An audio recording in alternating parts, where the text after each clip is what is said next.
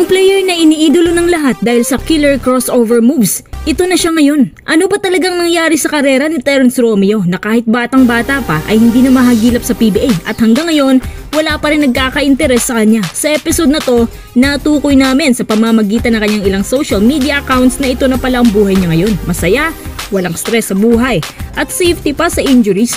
Mukhang ito na rin ang napiling landas ni TR7 ngayon na magpakalayo-layo muna at magpahinga ng mahaba-haba. Tara! Maangas sa crossovers, matinig sumipa sa inside shots at mataas ang percentage sa 3-point line. San ka pa? Ganyan katindi ang Terrence Romeo o nakilala sa alias na The Bro. At no doubt, isa din si Romeo sa mga PBA players na nagpatumba sa mga kabantayan nila. Sa henerasyon ngayon, kapag sinabing crossover, Terrence Romeo ang sinisigaw ng mga tao. Pero ngayon, wala nang Terrence Romeo ang PBA. Nasaan si Terrence Romeo at ano na ang bago niyang pinagkakabalahan? Paano nga ba nagsimulang isang TR7? March 16, 1992 pinanganak si Terrence Bill Romeo sa Imus, Cavite. Sa murang edad, pinangarap niya at ng kanyang ama na sila ay maging isang pro bowler balang araw. At kahit dati pa man, jersey number 7 na talaga ang sinusuot niya na siyang napili naman ng kanyang ama hanggang sa naabot ni Romeo ang kanyang height na 5'11". Sinimulan niya ang kanyang basketball journey mula sa paligang barangay hanggang sa nag-high school siya sa Letran at FEU Fern. Sa Letran, tumunog ang kanyang pangalan dahil nakakuha siya dito ng 83 points sa loob lamang ng 31 minutes. Grabe! At nanalo siya ng UAAP Juniors MVP Award at nagkaka-average noon ng 37 points per game.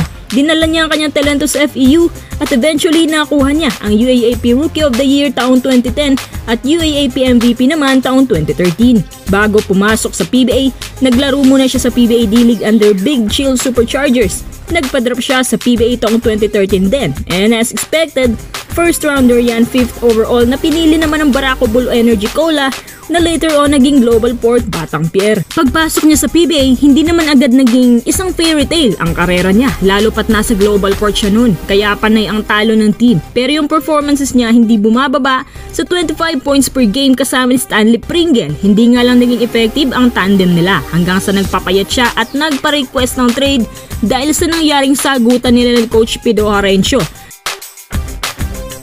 Kaya taong 2018 na i-trade siya sa TNT Tropa.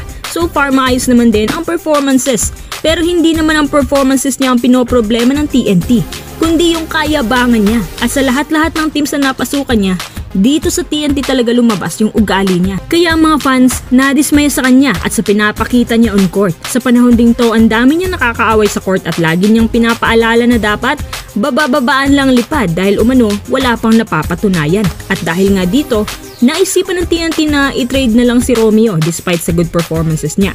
December 16, 2018 na i-trade si Romeo patungo San Miguel and the rest is history. Dahil dito sa SMB, nakuha ni Romeo ang lahat ng kanyang PBA titles kabilang na ang PBA Finals MVP taong 2019 habang naging parte nga siya ng 3 championships sa SMB. Kaso habang tumatagal ang pananatili niya dito sa SMB, binabagabag siya ng kanyang mga injuries. Halos kada buwan lumalala ito at dahil hindi na siya masyadong nagagamit ng SMB, kaya na-trade siya patungong Terraforma Jeep. Ayon kay Romeo, ito na ang pinakamalungkot na pangyayari sa buhay niya dahil akala niya sa SMB na siya magre-retiro. Kahapon lang, binitawan na rin siya ng Terraforma kaya si Romeo ngayon ay isa ng free agent at sa ngayon, wala pang team ang kumukuha sa kanya. Teka, ano na nga bang pinagkakabalahan ni TR7 ngayon? Siya po ay isa ng coach ng PSP Gamers sa Women's MPBL at base sa aming nakalap sa kanyang social media account sa Romeo pala ay abala sa kanyang endorsements. Nag-i-endorso po siya ngayon na isang kumpanyang buy and sell ng mga sasakyan at isa na rin siyang vlogger ngayon. Ayon sa kanya, natuto daw siya sa buhay nung nadawit ang kanyang pangalan sa isang scam transaction at ngayon mapayapa raw siyang namumuhay na abala sa negosyo habang nagpapakondisyon naman ng kanyang katawan kung sakaling may kumuha pa sa kanya na isang PBA team. Kung hindi lang sana injury prone si Romeo, siguradong nasa SMB pa to. Sayang ang skill set at abilities niya nakatago lang at sana makita pa nating muli si Terrence Romeo on court.